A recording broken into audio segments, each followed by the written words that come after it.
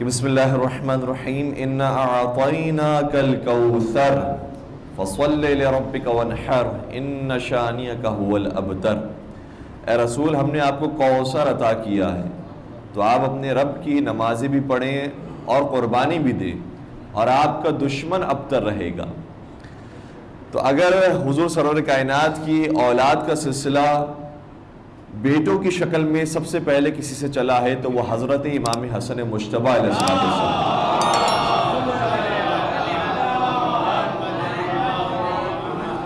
تو حقیقی معنوں میں تفسیر سورہ کوثر کی جو عملی تحریر اور عملی تفسیر بنتی ہے وہ امام حسن مجتبیٰ کی تصویر میں بنتی ہے۔ اور پھر سرکار کی جیسے ہی ولادت ہوتی ہے اس کے بعد بھی وہ اعمال نبی اکرم نے انجام دیے کہ جو کسی اور کی ولادت پر اس سے پہلے انجام نہیں دیے تھے۔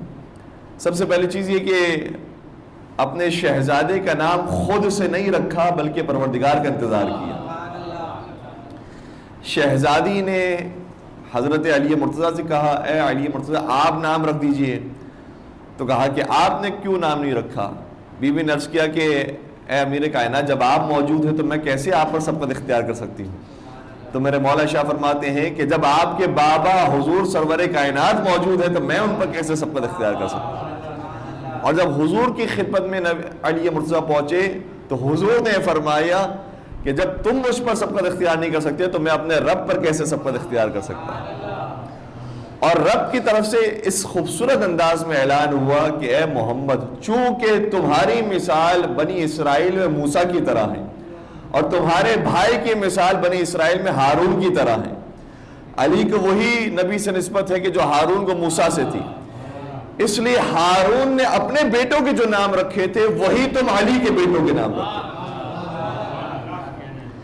ہارون علیہ السلام کے بیٹوں کے نام شبر اور شبیر تھے، اس لیے تمہارے بیٹوں کے نام حسن اور حسین قرار پائے۔ اور بعض روایات کے مطابق مشبر یہ نام بھی ملتا ہے کہ جس کے وزن پر پھر جناب محسن کا نام بھی ہے۔ تو جو نام جناب ہارون کے بیٹوں کے تھے عبری زبان کے اندر، وہی نام عربی زبان کے اندر علی مرتضیٰ کے بیٹوں کے قرار پائے۔ اور پھر وہ عمل بھی نبی اکرم نے سب سے پہلے اپنی زندگی کے اندر، اپنی سنت کے اندر سب سے پہلے قائم کیا، جو اس سے پہلے کبھی نہیں تھا، کہ امام حسن کے دائیں کان میں خود اذان دی، بائیں کان میں خود اقامت دی، جس کی سب سے پہلی غذا رسول خدا کی اذان اور اقامت قرار پائے۔ وہ کیسے اذان اور اقامت کا قائم کرنے والا نہ ہوگا، اس کو بچانے والا نہ ہوگا؟ تو اس طریقے سے سرکار امام حسن مجتبیٰ کی ولادت کے سامان فراہم ہو رہا ہے۔ اور پھر سورہ رحمان کی بھی آیت کی تفسیر کے اندر صرف ہماری کتابیں نہیں، علامہ سیوطی نے در المنصور کے اندر اس روایت میں لکھا ہے کہ نبی اکرم نے شاہ فرمایا تھا کہ وہ جو سورہ رحمان کی آیت ہے مرج البحرین یلتقیان بینہما برزخ لا یبغیان فبأی آلاء ربکما تکذبان یخرج منہما اللؤلؤ والمرجان فبأی آلاء ربکما تکذبان۔ تو نبی اکرم شاہ فرماتے ہیں کہ وہ دو سمندر جو آپس میں ملتے بھی ہیں لیکن ایک دوسرے پر بغاوت نہیں کرتے ہیں، وہ علی مرتضیٰ کے فضائل اور سیدہ کائنات کے فضائل کا سمندر۔ ورنہ جہاں پر تھوڑی سی بھی فضیلت آ جاتی ہے، جہاں پر تھوڑا سا بھی معیار بلند ہو جاتا ہے، وہاں کمپٹیشن کی فضا بن جاتی ہے اور ایک دوسرے کو کاٹنے کی کوشش کی جاتی ہے، دبانے کی کوشش کی جاتی ہے۔ لیکن یہاں پر دو عظمتوں کے سمندر ہیں لیکن ایک دوسرے پر بغاوت نہیں کرتے، ایک دوسرے کا احترام کرتے ہیں، ایک دوسرے کا ساتھ دیتے ہیں۔ بینہما برزخ لا یبغیان، ان کے درمیان ایک فاصلہ موجود ہے کہ ایک دوسرے پر بغاوت نہیں کرتا۔ اور جو فاصلہ بھی بیان کیا گیا ہے وہ فاصلہ خود نبی اکرم کی ذات گرامی ہے کہ نبی اکرم کے صدقے سے علی مرتضیٰ سیدہ زہرا پر اور سیدہ زہرا علی مرتضیٰ پر بغاوت نہیں کر سکتے۔ یہ دونوں ایک پلڑے کے اندر اور ایک پلے کے اندر موجود ہیں۔ میر انیس علی اللہ مقامہ نے دونوں کی شان کو کتنا خوبصورت انداز میں بیان کیا تھا۔ کہتے ہیں کہ شمس الضحیٰ علی ہے تو بدر الدجا ہے یہ، شمس الضحیٰ علی ہے تو بدر الدجا ہے یہ، وہ جسم ہے تو جان و دل مصطفیٰ ہے یہ، عبد خدا ہے وہ تو کنیز خدا ہے یہ، بحر سخا علی گوہر بے بہا ہے یہ۔ اچھا، اب تک جتنے بھی آپ نے مصرے سنے ہیں اس کے اندر علی مرتضیٰ کا تو نام آ رہا ہے لیکن شہزادی کا نام نہیں لیا اپنی زبان سے۔ یہ ادب کا تقاضا ہے میر انیس کا. کہتے ہیں کہ شمس الضحیٰ علی ہے تو بدر الدجا ہے یہ، وہ جسم ہے تو جان و دل مصطفیٰ ہے یہ، گوہر بے بہا گوہر بے عبد خدا ہے وہ. ایک درود کا سہارا دیجیے گا مجھے. سوری نہیں، گوہر بے بہا ہے یہ، عبد خدا ہے وہ تو کنیز خدا ہے یہ، زاہد ہیں حق پرست ہیں خوشخو ہیں نیک ہیں، دونوں خدا کے فضل سے رتبے میں ایک ہیں. کہیں کسی موقع پر شہزادی کا نام نہیں، اور شہزادی کے فضائل کو مولا متقیان کے ساتھ اس طرح سے کمپیئر کیا ہے کہ جہاں جہاں علی مرتضیٰ کا ذکر ہے وہاں وہاں شہزادی کونین کا ذکر. اور یہ ہمیں حدیث کے اندر بھی نظر آتا ہے. وہ کیسے؟ نبی اکرم نے شاہ فرمایا لو لم یخلق علی لم یکن لفاطمہ کفوا. اگر خدا نے علی مرتضیٰ کو پیدا نہ کیا ہوتا تو سیدہ کی کوئی برابری کرنے والا نہ ہو. اس کا مطلب کیا ہے؟ علی مرتضیٰ کے جتنے بھی فضائل ہمارے ذہن کے اندر ہیں، علی مولود کعبہ، علی بائے بسم اللہ، علی صراط مستقیم، علی نبع عظیم، علی کل ایمان، علی قسیم الجنت والنار، علی فاتح خیبر، علی فاتح خندق، علی فاتح بدر و احد، علی حسنین کا بابا، علی شافع محشر، علی حیدر کرار. یہ جتنے بھی فضائل ہم علی مرتضیٰ کے جانتے ہیں، علی مرتضیٰ ان اعمال کو انجام دینے کے بعد جس زینے پر بھی سوار ہوئے ہیں اس زینے پر فاطمہ زہرا بھی موجود ہے. بس فرق یہ ہے کہ علی مرتضیٰ کی زندگی ہمارے سامنے آئی ہے، شہزادی کی زندگی پردے کے اندر اور حجاب کے اندر موجود تھی. جب شہزادی کی زندگی سے محروم رہے اور دیکھ نہ پائے، تو یہ دونوں جب قرآن کریم کی آیت کے مطابق مرج البحرین دو سمندر ملتے ہیں تو یخرج منہما اللؤلؤ والمرجان، تو جو چیز برآمد ہوتی ہے سمندر سے وہ سرخ پتھر ہے یا سبز پتھر ہے. فَبِأَيِّ آلَاءِ رَبِّكُمَا تُكَذِّبَانِ، تو تم دونوں اللہ کے کون کون سی نعمتوں کو جھٹلاؤ گے. یہ دونوں کا لفظ آیا ہے اور دونوں سے مراد کون ہے وہ خدا جانتا ہے، لیکن ہمارے یہاں ترجمہ یہ کر دیا جاتا ہے فَبِأَيِّ آلَاءِ رَبِّكُمَا تُكَذِّبَانِ، اے گروہ ہے جن اور انس، تم اللہ کی کون کون سی نعمتوں کو جھٹلاؤ گے. جبکہ امام صادق علیہ السلام ارشاد فرماتے ہیں کہ اس سے مراد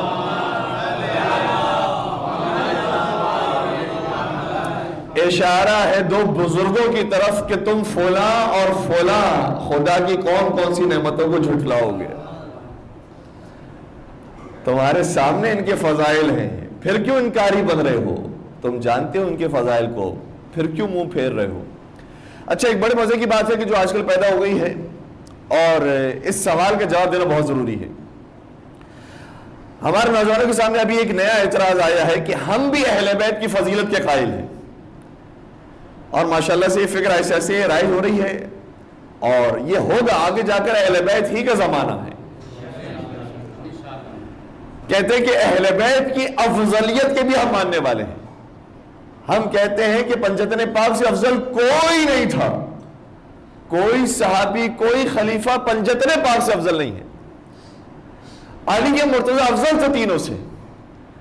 اسی طریقے سے شہزادی کونین امام حسن امام حسین یہ افضل تھے، اپنے زمانے کے سب سے افضل مخلوقات تھے. ہم افضلیت کو مانتے ہیں، لیکن ہم یہ بھی مانتے ہیں کہ انہوں نے جب خاموشی اختیار کی ان کی خلافت کے اندر تو صحیح ہے وہ مفضول تھے، ان کا وہ مقام نہیں تھا، لیکن خلافت ان کی ٹھیک تھی. یہ فکر آج کل رائج کی جا رہی ہے کہ افضلیت سے انکار نہیں ہے لیکن خلافت ان کی بھی ٹھیک ہے. افضلیت کے یہ حقدار ہیں، خلافت کے وہ حقدار ہیں. اور اس کے اوپر دلیل بھی پیش کی جاتی ہے. بہت توجہ رکھیے گا، یہ دلیل بھی بہت مضبوط دلیل ہے اپنے اعتبار سے، اس لیے اس کا جواب دینا بہت ضروری ہے.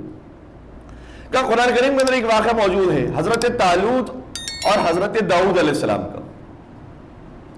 حضرت داؤد علیہ السلام صاحب شریعت نبی ہے، زبور ان کے اوپر نازل ہوئی، بڑے نبی ہیں. جبکہ تاریخ انبیاء کے اندر اور قرآن کریم کے اندر واقعہ ذکر ہے کہ حضرت داؤد علیہ السلام حضرت طالوت کے لشکر کے سپاہی تھے، تو اس سپاہی کا سردار کون ہوا؟ طالوت علیہ السلام ہوا۔ تو طالوت جو صاحب شریعت نہیں ہے، جو اتنے بڑے نبی نہیں ہیں، وہ سردار اور خلیفہ ہیں، اور ان کے لشکر میں جو سپاہی ہے وہ نبی خدا بھی ہے، صاحب شریعت بھی ہے۔ اس کا مطلب یہ ہوا کہ افضلیت کا خلافت سے کوئی تعلق نہیں ہے۔ دوسری دلیل کا قرآن کریم کے اندر ایک اور واقعہ موجود ہے، حضرت موسیٰ اور حضرت خضر علیہ السلام کا۔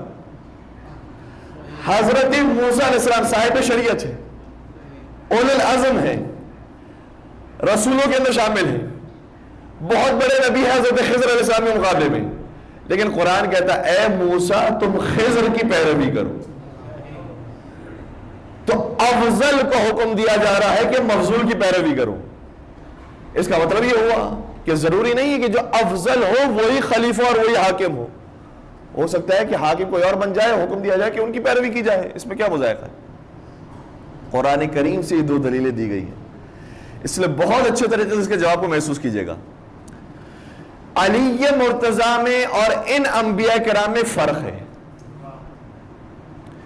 فرق یہ ہے کہ انبیاء کرام کے جو دونوں واقعے بیان ہوئے ہیں اس کے اندر افضلیت جس کے پاس تھی اس کے پاس اس موقع پر اطاعت نہیں تھی،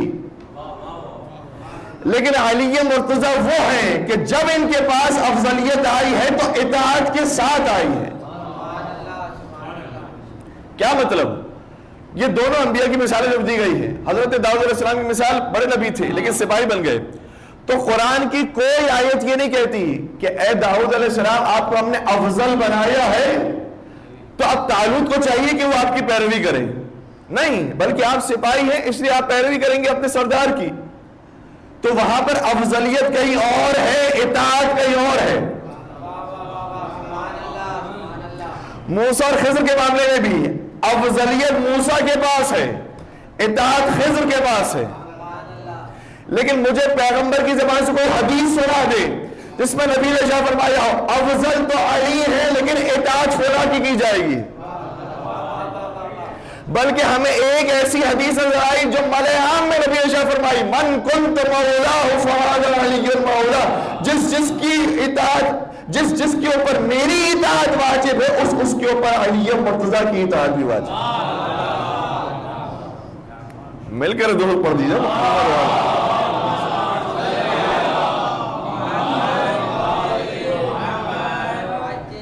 تو ہم جو افضلیت ثابت کر رہے ہوتے ہیں اس افضلیت کو ثابت کرنے کے پیچھے وجہ یہی ہوتی ہے کہ اگر یہ ثابت ہو گیا کہ اس زمانے کے سب سے افضل یہ ہیں تو نبی نے ہر مقام پر یہ فرمایا جو میرے بعد سب سے افضل ہے اسی کی پیروی ہوگی۔ وہاں پر قانون الگ ہے اور وہاں قانون الگ ہے، اس لیے آپ محسوس کیجئے گا نبی نے بار بار فرمایا یا علی حربک حربی وسلمک سلمی، اے علی تیری جنگ تیری نہیں میری جنگ ہے، یعنی اگر تو جنگ کے لیے جا رہا ہے تو جو تیرے مقابلے پر آیا وہ تیرے مقابلے پر نہیں میرے مقابلے پر آیا، اور اگر کوئی تجھ سے آ کر دوستی کر لیتا ہے تو وہ تجھ سے دوستی نہیں کرتا، وہ مجھ سے دوستی کرتا ہے۔ نبی نے کسی موقع پر نہیں فرمایا کہ اطاعت ان کا حق ہے افضلیت ان کا حق ہے، بلکہ ان دونوں چیزوں کو جمع کر دیا ذات علی ابن ابی طالب میں کہ علی اپنے زمانے کے افضل ترین بھی ہیں اور مطیع ترین بھی ہیں، انہی کی اطاعت بھی کی جائے گی۔ تو سرکار امام حسن کے بارے میں بھی یہی سوال ہے، یہ بار بار اٹھتا ہے، ابھی موقع آنے والا ہے، آپ دیکھیے گا ٹی وی کے اوپر یہ ڈسکشن کیا جائے گا کہ دونوں جگہوں پر مسلمان فرقے تھے، اور خود جب انہوں نے صلح فرما لی اور انہوں نے جب خلافت سپرد کر دی تو اس میں کیا حرج ہے؟ حسن مجتبی افضل ضرور ہے لیکن خلافت ان کا حق ہے۔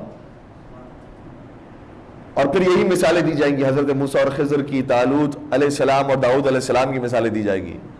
نبی نے کسی ایک جھوٹی سی جھوٹی روایت میں بتا دیجئے کہ فرمایا ہو کہ فلاں کا بھی حق بنتا ہے خلافت میں، بلکہ ان کے خاندان کے بارے میں تو قرآن نے کہا الشجرۃ الملعونۃ فی القرآن، اس کا تو شجرہ ایسا ہے کہ جس پر قرآن میں لعنت بھیجی گئی ہے، اس لیے اس کا کوئی تعلق نہیں ہے خلافت اسلامی سے، حکومت اسلامی سے۔ پھر سوال یہ پیدا ہوتا ہے کہ امام حسن نے سلو کیوں کر لی؟ جواب یہی ہے کہ جیسے نبی نے اپنے زمانے میں کافروں سے صلح حدیبیہ کی تھی، اسی طریقے سے حسن مجتبیٰ نے نبی کے اتباع کرتے ہوئے منافقوں سے صلح کر لی، اور نبی نے صلح کرنے کے بعد کافروں کو بتا دیا کہ یہ ہمارا لائے عمل ہے، یہ ہماری شرائط ہے۔ اسی طریقے سے حسن مجتبیٰ نے بھی صلح کرنے کے بعد اپنی شرائط بتائی ہے، یہ ہمارا لائے عمل ہے، یہ ہمارا دین ہے، اور ہمارے دین کا بنیادی جز یہ ہے کہ ہم علی پر سب و شتم کو برداشت نہیں کر سکتے۔ اس نے اس پر دستخط کر کے بتا دیا کہ اب یہ کہتا ہے کہ میں خلافت کے لیے علی پر سب و شتم نہیں کروں گا، لیکن پہلے تک یہی کام کرتا ہوا آیا تھا۔ اور ہمارے خطیب نے بڑا خوبصورت جملہ کہا کہ حسن مجتبیٰ نے فراری مجرم کو اشتہاری مجرم بنا دیا۔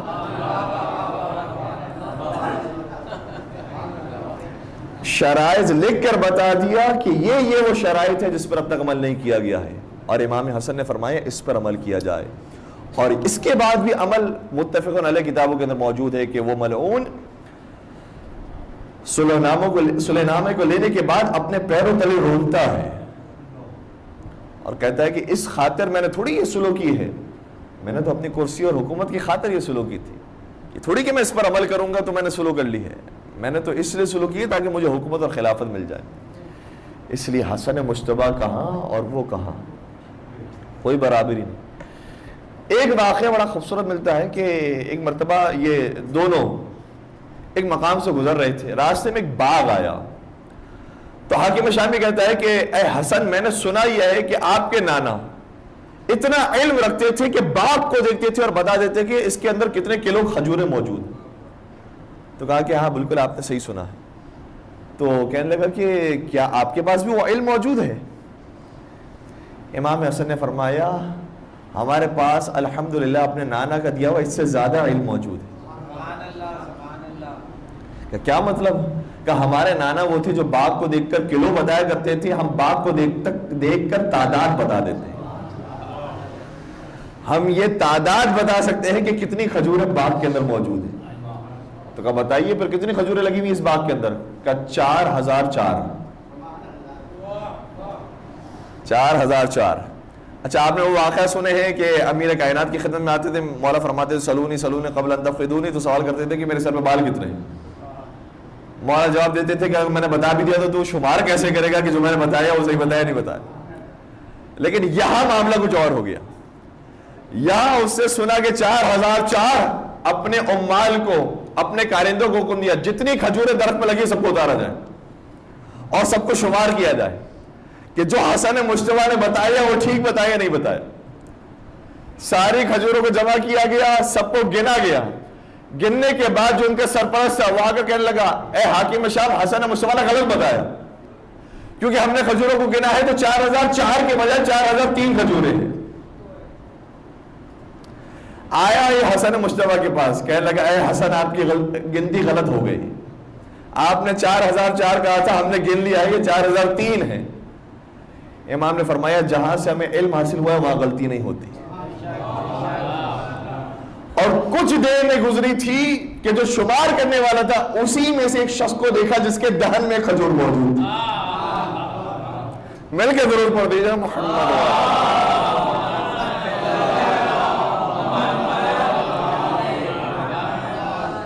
ان کا علم کہیں اور سے ہے۔ سرکار امام حسن مجتبیٰ کی بہت سارے علمی واقعات ہیں جس کی طرف ہمارے بھائی نے بھی اشارہ کیا کہ روم سے سوالات آئے تو سرکار حسن مجتبیٰ نے جوابات دیے۔ تو سرکار کا علم ہم تک پہنچا، سرکار کی عبادتیں بڑی معروف ہیں۔ جب مسجد میں قدم رکھتے تھے تو تھڑ تھڑا کر بار بار گرا کرتے تھے، پھر آ کر مسجد کے اندر کھڑے ہو کر نماز پڑھا کرتے تھے، کانپا کرتے تھے، کئی مرتبہ انہی آیات کو دہرایا کرتے تھے کہ جو ہم بہت تیزی سے گزر جاتے ہیں۔ سرکار امام حسن مجتبیٰ کی عبادات، سخاوت کا یہ عالم ہے کہ دسترخوان امام حسن مشہور ہے، موجود ہے۔ لیکن ایک اور چیز ہے سرکار کی شجاعت۔ کسی نے کیا خوب کہا تھا کہ حسن کو بادشاہ خاص و عام کہتے ہیں، علی کا نائب قائم مقام کہتے ہیں، دلیل ایک ہی کافی ہے ان کی امامت پر، انہیں حسین بھی اپنا امام کہتے ہیں۔ تو حسین اگر شجاعت کے بادشاہ ہیں تو ان کے امام کا نام امام حسن ہے، اور اسی نہج البلاغہ کے اندر ایک خطبہ موجود ہے جس میں امام نے مولا متقیہ نے فرمایا اے محمد حنفیہ جاؤ جہاد پر جاؤ، اور میں تمہیں جہاد کا طریقہ بتا رہا ہوں، اس انداز میں جہاد کرنا۔ جملے شاہ فرمایا، اس کا خلاصہ یہ ہے، فرمانے لگے اے محمد حنفیہ جب اپنے دشمن کے مقابلے پر جانا تو اپنا سر خدا کے پاس امانت کے طور پر رکھوا لینا، اور جب دشمن کے مقابلے پر جانا تو تمہاری نظر پہلی صف پر نہ ہو، سب سے آخری صف پر۔ پھر فرمایا جب دشمن کے مقابلے پر جانا تو اپنے دانتوں کو مضبوطی سے دبا لینا اور اپنے جسم کو تیار کر لینا، اور اس نیت کے سامنے جانا کہ تمہیں جانا ہے شہادت کے لیے، اور بھرپور طریقے سے جا کر حملہ کرنا۔ یہ آداب شجاعت سکھائے، محمد حنفیہ کو بھیجا، محمد حنفیہ گئے اور تیز رفتاری سے جہاد کرتے ہوئے واپس آئے۔ محمد حنفیہ کو شاباش دی، لیکن کہنے لگے اے محمد حنفیہ اب دیکھو حسن مجتبیٰ کو بھیجتا ہوں، اور سرکار امام حسن کو روانہ کیا۔ جب سرکار امام حسن شجاعت کے جوہر دکھاتے ہوئے آئے تو جب واپس آ رہے تھے تو محمد حنفیہ کا سر جھک گیا، سمجھ گئے کہاں حسن مجتبیٰ اور کہاں میں، انہوں نے کیسے مقابلہ کیا ہے، میں نے کیا تلوار چلائی ہے۔ جب محمد حنفیہ کا سر جھکا ہوا تھا، علی مرتضیٰ قریب آئے، فرمانے لگے اے محمد تو میرا بیٹا ہے، حسن نبی کا بیٹا، نبی کے بیٹے کی شجاعت کی برابری کون کر سکتا ہے۔ حسن کو دیکھ کر مہر نبی پہ کہتے تھے لوگ، حسن کو دیکھ کر مہر نبی پہ کہتے تھے لوگ، حضور اپنا ہی بچپن اٹھائے پھرتے۔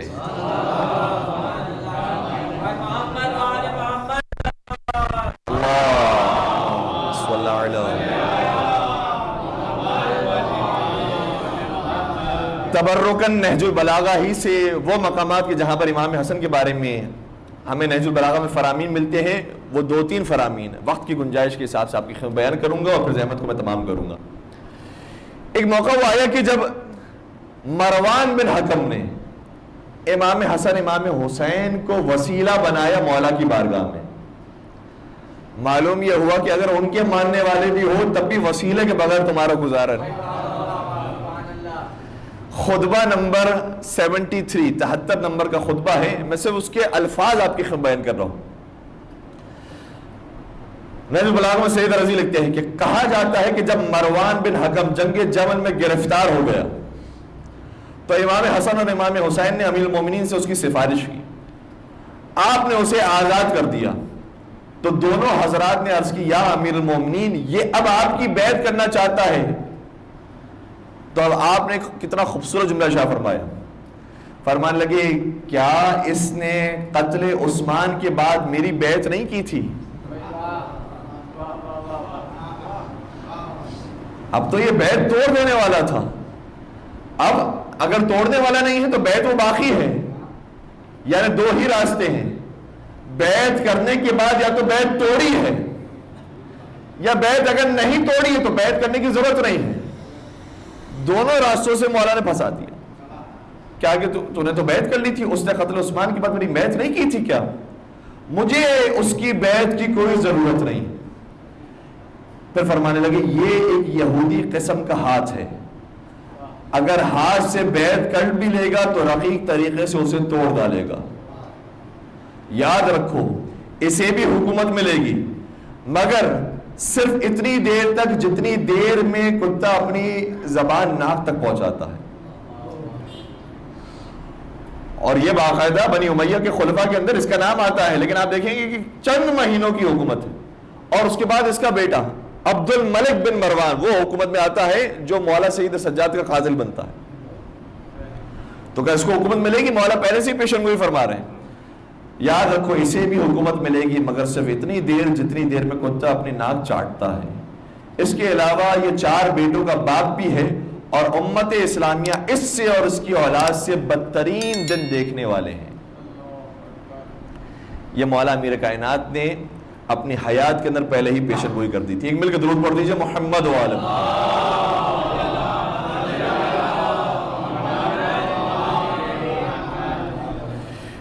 پھر دو نصیحتیں وہ ہیں کہ جو مولا کی اخلاقی نصیحتیں، اور ایک نصیحت اس میں سے ایسی ہے کہ جو ہمیں یاد دلاتی ہے پیغمبر کی بھی نصیحت کا، کہ جب پیغمبر کے قبیلے کی ایک خاتون نے چوری کی تھی اور عام مسلمانوں کے اندر یہ سوچ موجود تھی کہ پیغمبر کا قبیلہ ہے اس لیے پیغمبر معاف کر دیں گے، تو پیغمبر نے وہ مارکۃ العارہ جملہ ارشاد فرمایا تھا کہ اگر میری بیٹی سے بھی یہ کام سرزد ہوتا تو میں عدل الہی کے معاملے میں اتنا سخت ہوں کہ میں اس پر بھی حد جاری کرتا۔ یہی انداز ہمیں پھر امیر کائنات کا نظر آتا ہے نہج البلاغہ کے اندر۔ جملہ سنیے گا مولا متقیان کا، ایک بہت بڑے خط کے اندر مولا نے تفصیل بیان کی ہے، خط نمبر 41، اس کا صرف ایک جملہ میں آپ کی بیان کر رہا ہوں۔ فرماتے ہیں کہ خدا کے قسم، اپنے گورنر کو چونکہ خط لکھا تھا، گورنر سے غلطی ہو گئی اور وہ سمجھ رہا تھا کہ مجھ سے غلطی ہو گئی، میں تو چاہنے والا ہوں، بہت قریب ہوں، مجھے معاف کر دیا جائے گا۔ امام نے فرمایا خدا کی قسم اگر یہی کام حسن اور حسین نے کیا ہوتا تو ان کے لیے بھی میرے پاس کسی نرمی کا امکان نہیں تھا۔ اللہ اکبر، یہ ہے علی مرتضیٰ، اور نہ وہ میرے ارادے پر قابو پا سکتے تھے جب تک کہ ان سے حق حاصل نہ کر لوں اور ان کے ظلم کے آثار کو مٹا نہ دوں۔ یہ ہے علی مرتضیٰ کا عدل، اور یہی وہ عدل کی حکومت ہے کہ جس کا ہم انتظار کر رہے ہیں۔ ہم کیا کہتے ہیں، زمانے کے امام جب تشریف لائیں گے تو ظلم و جور سے جو دنیا بھری ہوگی اسے عدل و انصاف سے بھر دیں گے۔ تو کون سا عدل و انصاف؟ وہ عدل و انصاف جو سب کے لیے برابر سے ہوگا، پھر اپنا ہو یا غیر ہو سب پر عدل ہے۔ سرکار امام حسن مجتبیٰ اپنے بابا کی شبیہ، اپنے بابا کا اخلاق، اپنے بابا کی سیرت، اپنے بابا کی سخاوت ان کے اندر موجود تھی، اور انہی کے زمانے کا ایک جملہ یہ ہے کہ جب ایک شخص امام کے دسترخوان سے کوئی چیز لے جانے لگا تو کہا کہ تجھے لے جانے کی ضرورت نہیں ہے، تو بتا دے کہاں پہنچانا ہے، ہم خود پہنچا دیں گے۔ تو کہا کہ میں مسجد میں فقیر کو دیکھ کر آیا ہوں، چاہتا ہوں یہ کھانا اس تک پہنچا دوں۔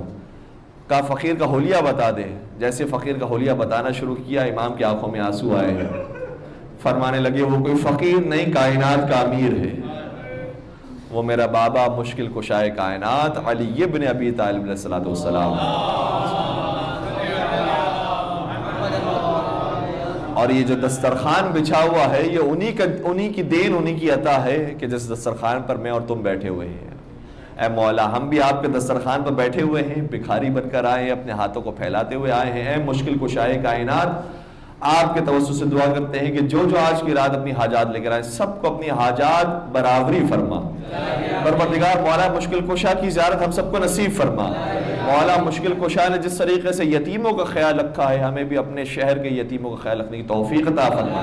پروردگار مولا مشکل کشا کی محبت سے ہمارے سینوں کو سرشار فرما، ان کی محبت ہماری اولاد میں منتقل کرنے کی توفیق عطا فرما، ان کی اولاد کا واسطہ بے اولاد مومنین کو اولاد صالحہ نصیب فرما، صاحبان اولاد کو اپنی اولاد کی اچھی تربیت کرنے کی توفیق عطا فرما۔